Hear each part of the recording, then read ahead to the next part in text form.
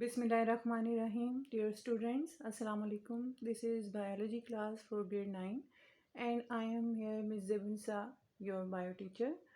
Today we are going to start our topic, that is the enzyme. Tomorrow we have started chapter number 6, that was enzyme. We go through the definition of enzymes that are protein in nature, and these are the biocatalysts that speed up a chemical reaction.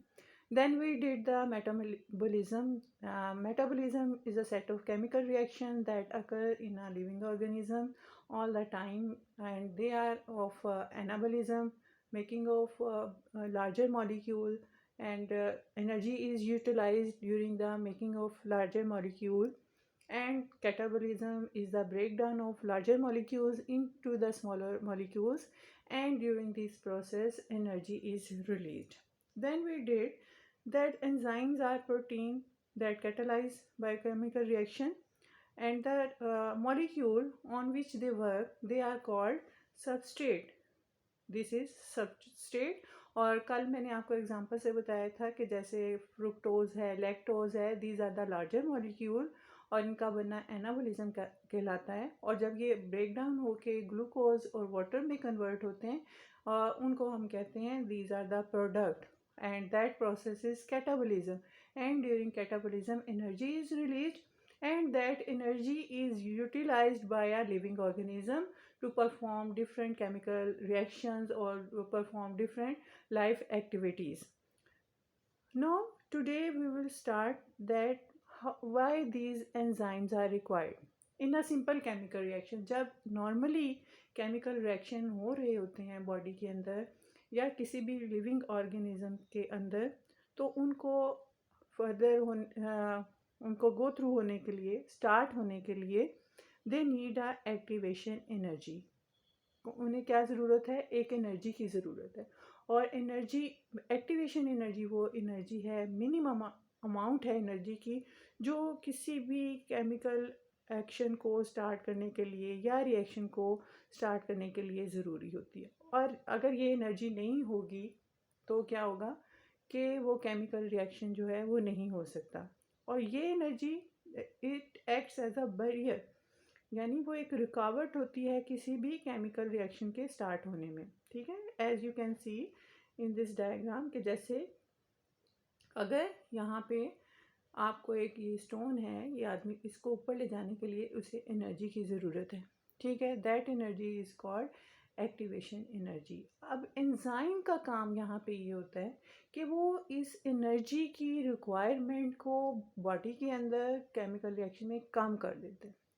और जैसे मैंने आपको simple example से समझाया कल भी, जैसे कि अगर आप एक तरफ तो आप स्टेयर्स के थ्रू जा रहे हैं, किसी जगह पे एक बिल्डिंग है, स्टेयर्स हैं, एक साइड पे लिफ्ट है, दो आपके पास रास्ते हैं.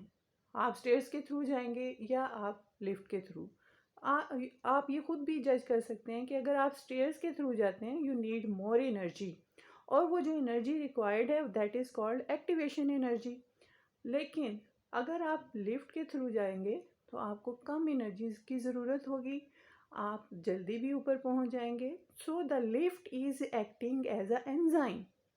एंजाइम का यही एक्शन है किसी भी बॉडी के अंदर कि वो एक तो एनर्जी को कम कर देते हैं और केमिकल रिएक्शन भी तेज़ी से होता है, और लास्ट में वो एज इट इज़ प्रेजेंट भी होते हैं.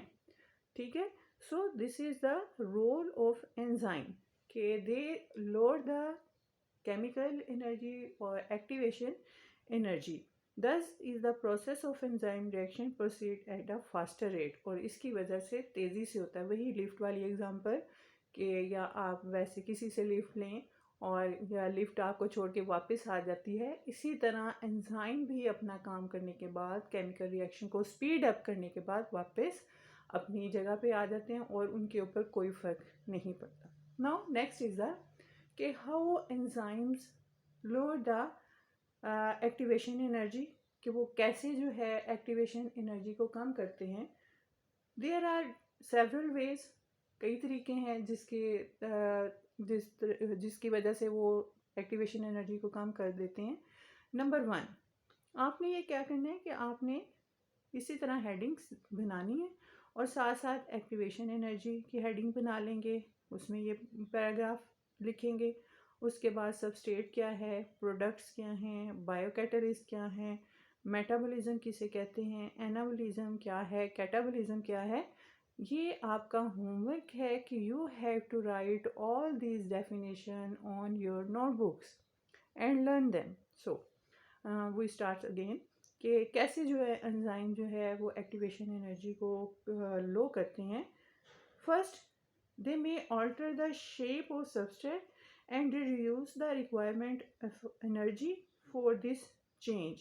कि वो सबस्ट्रेट की जो है वो शेप भी चेंज नहीं करते, यानी जिन मॉलिक्यूल्स के ऊपर वो वर्क कर रहे हैं उसकी शेप नहीं चेंज करते, और सिंपल जो है उसकी रिक्वायरमेंट है, जो एक्टिवेशन एनर्जी की रिक्वायरमेंट है उसको चेंज करने के लिए जो है वो काम कर देते हैं, एनर्जी की रिक्वायरमेंट कम कर देते हैं। Second, some enzyme do also by disrupting the charge distribution on substrate.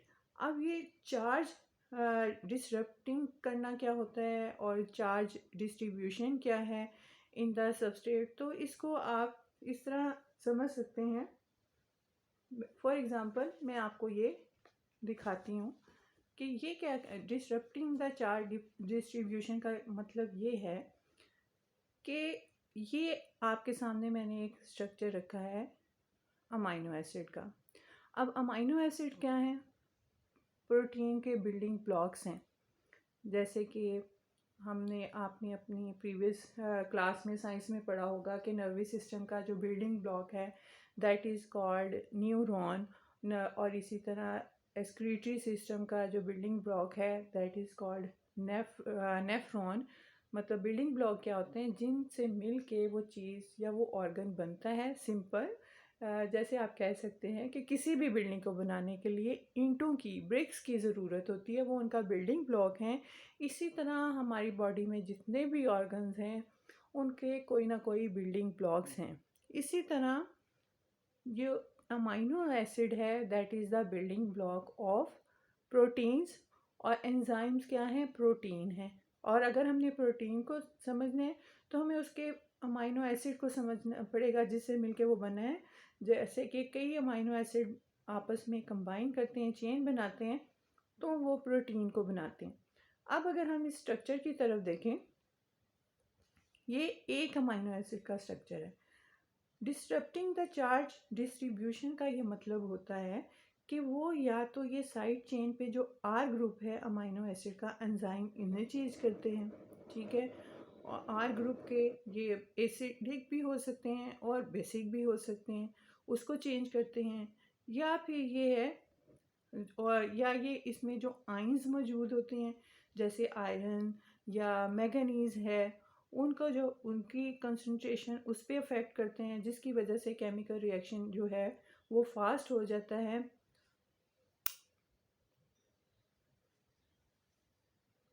इस तरीके से ये उसकी शेप को जो है चेंज भी कर देते हैं मॉलिक्यूल की। उनके ऊपर जो आयंस होते हैं, फॉर एग्जांपल मेटल आयंस हैं, आयरन है या मैंगनीज है, उनका फिज़िकल स्ट्रेन जो है वो उसकी वजह से मॉलिक्यूल की शेप चेंज हो जाती है और एंजाइम जो है एक्टिवेशन एनर्जी को रिड्यूस कर देते हैं। This is the second method कि क्या, कि पहले वो या तो आर ग्रुप पे इफ़ेक्ट करते हैं अमाइनो एसिड के, और अमाइनो एसिड क्या है, प्रोटीन के बिल्डिंग ब्लॉक्स हैं जिनसे मिलके बने हैं, और एंजाइम्स क्या हैं, प्रोटीन है। तो इसलिए हमें अमाइनो एसिड को समझना ज़रूरी है। अगर वो अमाइनो एसिड पे अफेक्ट कर रहे हैं तो वो आर ग्रुप पे अफेक्ट करते हैं। अगर वो आइंस पे अफेक्ट कर रहे हैं तो वो मैंगनीज या आयरन आइन के ऊपर अफेक्ट करते हैं और एक्टिवेशन एनर्जी कम कर देते हैं, और उससे जो है उसकी शेप भी चेंज हो जाती है सबस्ट्रेट की, और जो है केमिकल रिएक्शन भी फास्टर रेट से होता है, ठीक है। थर्ड मेथड जो है दैट इज़ द एंजाइम्स में also, as you can see here, enzymes can also lower activation energy by bringing substrate in the correct orientation to react। यानी उनकी जो पोजीशन है वो, ओरिएंटेशन का मतलब है कि उसको सही पोजीशन में लाना और फिर उसको जो है रिएक्शन को कंप्लीट करना. So these are the different way through which enzymes can lower activation energy. That's all for today. Your homework is you have to write all these definition on your notebooks, and this paragraph for activation energy with the explanation, and this is the three ways how the enzyme load the activation energy. That's all for today. Have a nice time. Allah Hafiz.